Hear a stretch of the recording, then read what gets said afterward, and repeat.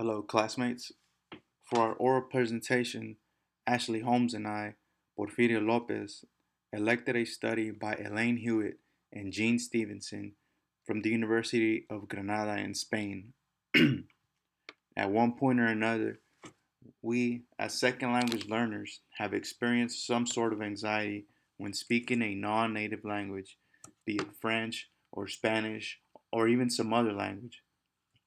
This anxiety has affected the language learning process by means of creating an uncomfortable situation for the person by performing poorly on language exams or even causing a regress in motivation to speak a foreign language.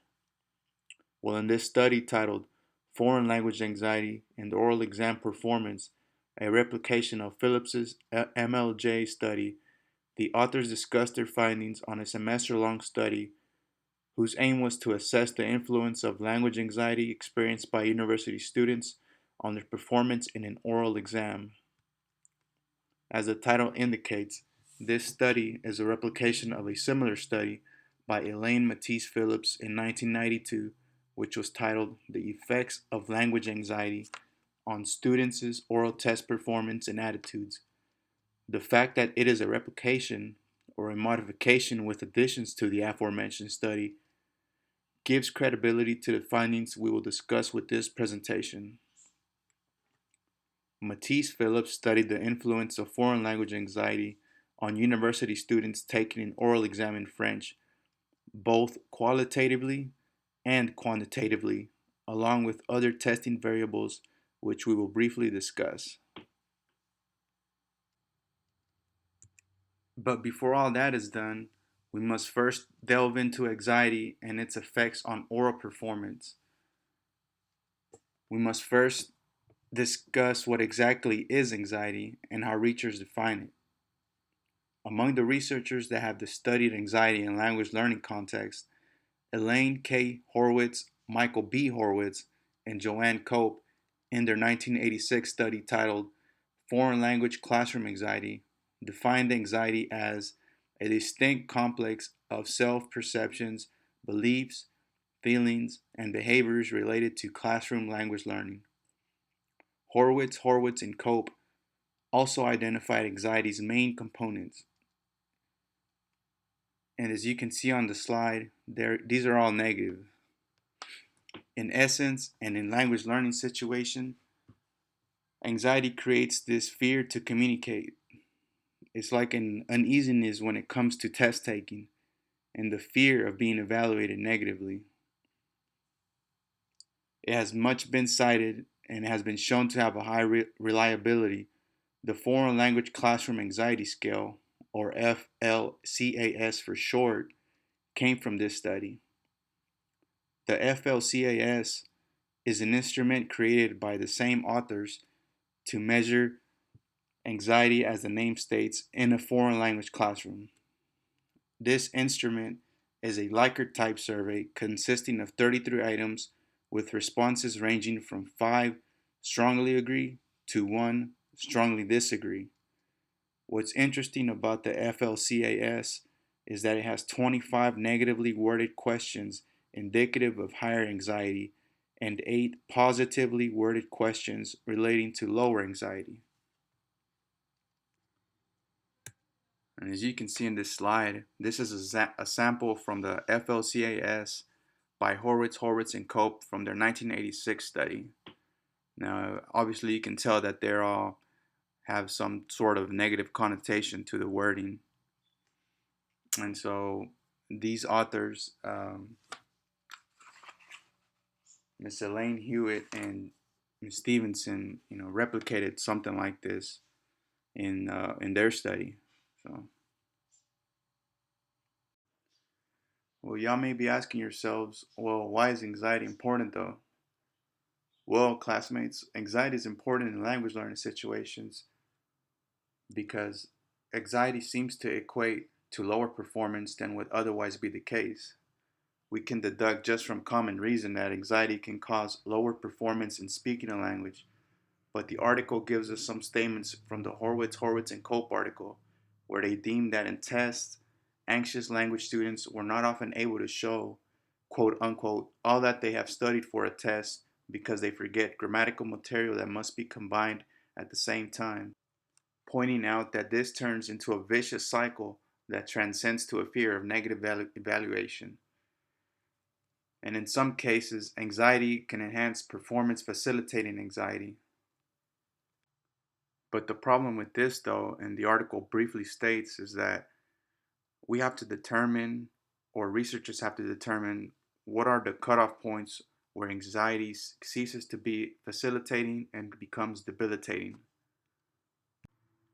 So, why does this matter to us again? Well, as just mentioned, anxiety seems to equate to lower performance.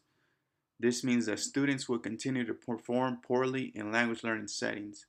Now, to potentially counter this or turn a negative into a positive, as the article mentions, the use of a facilitating type of anxiety. More research into language anxiety can create learning mechanisms to reduce the negative influence that anxiety has and in turn make the language learning process a more effective one. I mentioned earlier that this article replicated Phillips's 1992 study on language anxiety. Well, to give you a little background on Phillips' study, it has had great influence in L2 studies. Google Scholar reported that it has been cited by more than 400, including more than 100 in research articles. Since Phillips first published her article, more studies have been performed, and the researchers are almost unanimous, indicating that there is a negative relationship between anxiety and oral performance. Portions of her study have also been used in other investigations. The present study or article we researched used many of Phillips's materials to include the same oral exam she gave her students. So Phillips, in her study, wanted to evaluate quantitatively the influence of anxiety in a French oral exam among 44 students. She also wanted to examine any connection between anxiety and not just language ability, but the accuracy of using a language. Now, to measure this, she used 8 performance criteria dealing with common elements in an English sentence. For example, an independent clause and all of its modifiers, or a maze, which the authors of this article refer to as a word or several words that are extraneous, incorrect, or in the learner's mother tongue, and which does not contribute to successful communication. Another means of measure used by Phillips in her study were variance analysis, or ANOVAs, which are a collection of statistical models used to analyze the differences in group means and their associated procedures. She also conducted oral interviews with 6 selected students, 3 that were high ability anxious, meaning that though anxious performed well on the oral exam, and 3 of low ability. Okay, Porfirio, so you told us what anxiety is and what these authors were trying to do in this study, but why replicate Phillips' study?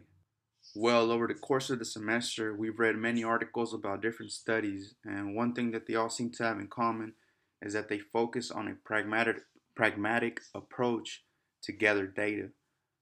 Most of the articles deal with empirical data or practical collections, and well, that's what we're doing in class as well. That being said, the authors Elaine Hewitt and Stephenson wanted to verify what Phillips found, and that is that there is a moderate and negative association between anxiety and performance during speaking situations. The more researchers replicate the study, the more validity it creates. And the article even states that even Phillips herself was doubtful of the instruments used for her study, like the oral exam she gave the students. So, in her recommendation section, in her 1992 article, she wrote that she wished for her study to be replicated in various languages. Mainly, the authors wanted to answer Phillips's 2 research questions that she postulated in her 1992 article, which were: what effect does anxiety have on students' oral exam performance as measured by the test scores and several performance variables related to accuracy and the amount of comprehensible speech? And 2, what do highly anxious students say about the experience of taking an oral exam in a foreign language?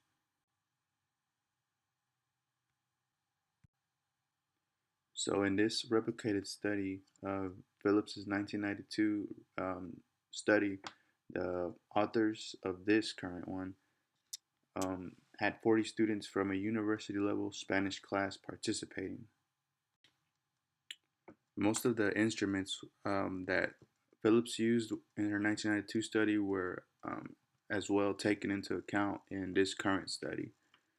And what's interesting is that both studies, the teacher was also the facilitator of the oral exams as well as the other instruments. So in this slide we have the summary of the instruments that were used, and as you can see, a lot of them were the same as Phillips's, and there are a lot. This also includes the FLCAS, or the Foreign Language Classroom Anxiety Scale, as mentioned earlier in the presentation. The scale is centerpiece in both studies because it is a means of measure used to evaluate the nervousness experienced by students using the foreign language in a classroom setting.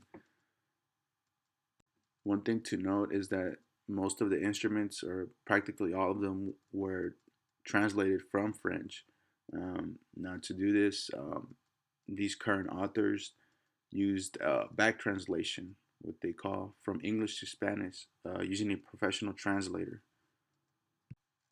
Now, in her study, Phillips used two language ability instruments, which the authors of this article have used in the Spanish language setting. In this part, the teacher subjectively ranked the student. The student considered to be the best among the class was given the highest ranking, which could be said the same about the lowest ranking. We found it very interesting as well that the authors chose to do as Phillips did and give a written exam. Now, this study involves anxiety in an oral exam, but the study didn't specifically indicate as to why was such an instrument used, other than it seemed to be just another variable. So here we have a breakdown of the two studies, and we can see that the authors hold true to the closeness of the replication they intended to do. The article indicates that the two authors began the investigation 4 weeks into the semester, and that the students were well aware of the investigation, but were not told what that they were trying to measure um, levels of anxiety. Now, here we have more in depth of the instruments that were used and when. The FLCAS was actually completed by the participants 6 weeks into the course, and the oral exams weren't even held until the end of the semester when the students took the oral and the written exam. Now, the first question that the authors wanted to answer was, what effect does anxiety have on students' exam performance as measured by the test scores and several performance variables related to accuracy and amount of comprehensible speech? The results shown below suggest that students who exhibited higher levels of anxiety performed more poorly on their oral exam than those students who were more at ease. After the oral exam, the 6 students, 3 of low language ability and 3 of high ability, were played a recording of the exam, and all reported the exam to be a nerve-wracking experience using words like nervios or nerves for the exam. Similar to that in the Phillips study, where the participants indicated that the experience was an unpleasant one and described their feelings as nervous or panicky. Obviously in French though.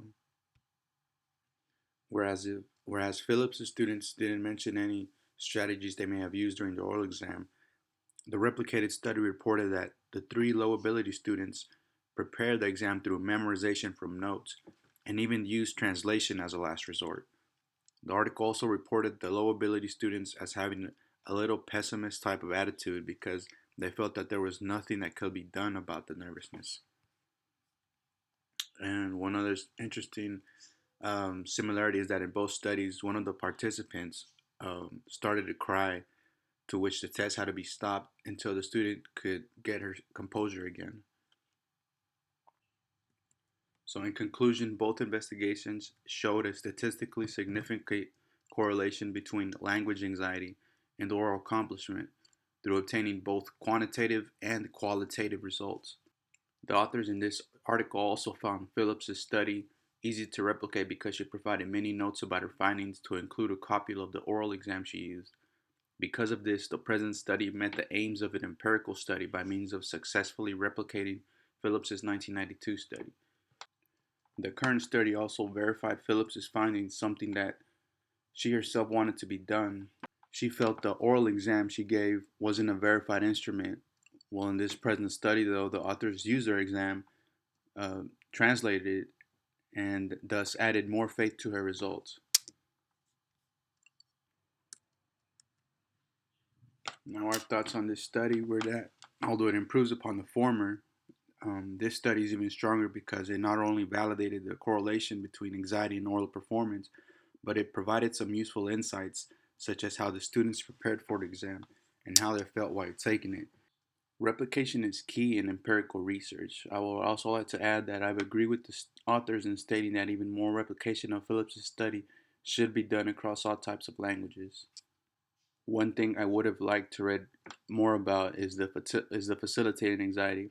It was only briefly mentioned in the article, and the authors didn't go too much into depth about it.